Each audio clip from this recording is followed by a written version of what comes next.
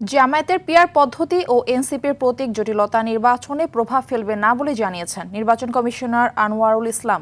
সকালে চাঁপাইনবাবগঞ্জের শহীদ সাটু হল মিলনায়তনে নির্বাচন প্রতিক্রিয়ায় ভোট গ্রহণকারী কর্মকর্তাদের দায়িত্ব পালনে চ্যালেঞ্জ সমূহ নিরূপণ ও উত্তরণের উপায় বিষয়ক কর্মশালায় তিনি এসব কথা বলেন। এ সময় তিনি আরো বলেন, বিগত নির্বাচনে ভোট কারচুপির সাথে জড়িতদের নির্বাচনী দায়িত্ব পালন করতে দেয়া হবে না। রাজশাহী আঞ্চলিক নির্বাচন কমিশনার আনিসুর রহমানের সভাপতিত্বে কর্মশালায় আরও উপস্থিত ছিলেন নির্বাচন কমিশনার সচিবালয়ের অতিরিক্ত সচিব AKM নেওয়াজ, চাঁপাইনবাবগঞ্জের জেলা প্রশাসক আব্দুস সালাম সহ অন্যান্যরা।